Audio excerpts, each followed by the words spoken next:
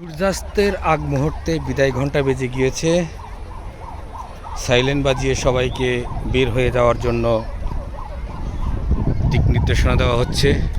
কিন্তু আমরা তো যাতে বাঙালি, আমরা একদিক থেকে দৌড়াইলে আমরা আরেক দিক থেকে ভিতরে ঢুকার চেষ্টা করি, যেটা আসলে কোনোভাবেই গ্রহণযোগ্য নয়।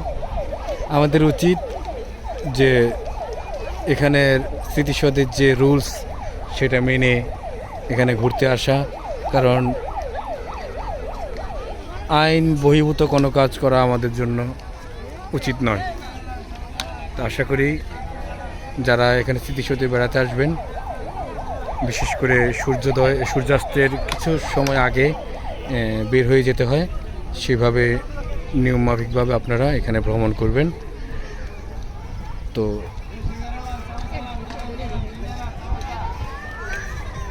ঢাকার সাভারের জাতীয় স্মৃতিসৌধ থেকে আপনাদের সাথে আজকে যুক্ত হয়েছি আমি, আপনাদের সোনা বন্ধু কথা বন্ধু এই আমি।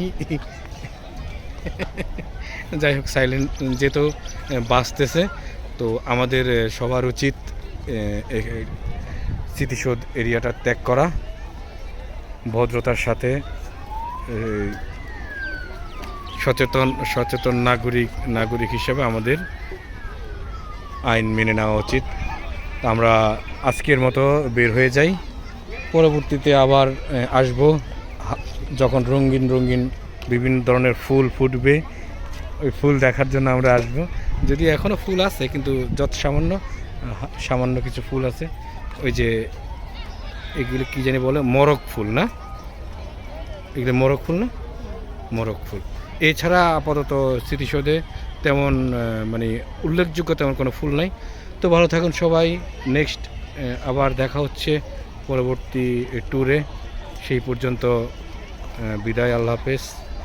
জাতীয় স্মৃতিসৌধ, নবীনগর, সাভার, ঢাকা।